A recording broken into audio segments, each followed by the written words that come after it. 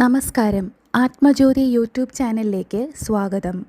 ഇന്ന് നമ്മൾ കേൾക്കുവാൻ പോകുന്നത് ശനി ഭഗവാനെക്കുറിച്ചുള്ള മനോഹരമായൊരു കഥയാണ്. ശനി മനുഷ്യരുടെ ജീവിതത്തിൽ വലിയൊരു സ്ഥാനമുള്ള ഗ്രഹം, പലരും പേടിക്കുന്ന ഗ്രഹം. എന്നാൽ പുരാണങ്ങളിൽ പറയുന്നത് പോലെ ശനി യഥാർത്ഥത്തിൽ ധർമ്മത്തിൻ്റെ രക്ഷകനും കർമ്മഫലത്തിൻ്റെ അധിപനുമാണ്. ഈ തിരിച്ചറിവ് ശനി ഭഗവാന് ലഭിച്ചത് മഹാദേവൻ്റെ അനുഗ്രഹത്തോടെയാണ്. പുരാതന കാലത്ത് ശനി ഭഗവാന്റെ ദൃഷ്ടി അത്യന്തം ശക്തമായിരുന്നു. അദ്ദേഹത്തിൻ്റെ കണ്ണുകൾ പതിക്കുന്നിടത്ത് രാജാക്കന്മാരുടെ സാമ്രാജ്യങ്ങൾ വീണുപോയി, അസുരന്മാരുടെ അഹങ്കാരം പൊലിഞ്ഞുപോയി. ദേവന്മാർ പോലും അദ്ദേഹത്തിൻ്റെ ദൃഷ്ടി വന്നാൽ വിറച്ചു പോകുമായിരുന്നു. ശനി ദൃഷ്ടിയുടെ ഭീകരത കാരണം മനുഷ്യരും ദേവന്മാരും ചേർന്ന് മഹാദേവന് മുൻപിൽ പ്രാർത്ഥിച്ചു. പ്രഭോ, ശനി ഭഗവാന്റെ ദൃഷ്ടി ലോകമാകെ അലട്ടുന്നു. ദയവായി ലോകത്തിന് സമാധാനം നൽകൂ. മഹാദേവൻ കയ്യിൽ ത്രിശൂലം പിടിച്ച് ശാന്തമായി കണ്ണുകൾ തുറന്നു. അദ്ദേഹം ശനിയെ വിളിച്ചു. ശനി, നീ എൻ്റെ പുത്രനാണ്. നിന്റെ ശക്തി അനന്തമാണ്. എന്നാൽ ലോകം നിന്നെ തെറ്റിദ്ധരിക്കുകയാണ്. നീ മനുഷ്യരെ പരീക്ഷിക്കാനാണ് ജനിച്ചത്, പക്ഷേ ശിക്ഷിക്കാനല്ല.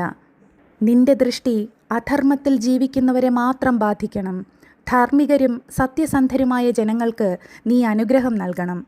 ശനി ഭഗവാൻ മഹാദേവന് മുൻപിൽ തലകുനിച്ചു. പ്രഭോ, എൻ്റെ ദൃഷ്ടി എല്ലാവരെയും ഒരുപോലെ ബാധിക്കരുത് എന്ന് ഞാൻ ഇന്നാണ് മനസ്സിലാക്കിയത്. ഇനി മുതൽ ഞാൻ കർമ്മഫലപ്രകാരം മാത്രമേ പ്രവർത്തിക്കൂ. അധർമ്മികളായവർക്ക് എൻ്റെ ദൃഷ്ടി കഠിനമാകും, പക്ഷേ അധ്വാനിക്കുന്നവർക്കും ധാർമ്മികരായവർക്കും എൻ്റെ സമൃദ്ധിയും സ്ഥിരതയും ഞാൻ നൽകും. ശിവൻ അനുഗ്രഹത്തോടെ കൈകൾ ഉയർത്തി പറഞ്ഞു. ശനി, നീ ഇനി മുതൽ ധർമ്മത്തിൻ്റെ കാവൽക്കാരനാകട്ടെ. മനുഷ്യർ നിന്നെ ഭയപ്പെടേണ്ടതല്ല, ആരാധിക്കേണ്ടതാണ്.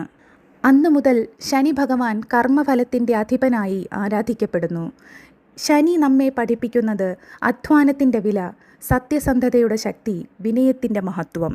ശനി ദൃഷ്ടി ഒരിക്കലും വ്യാജത്തെയും കപടത്തെയും അംഗീകരിക്കില്ല.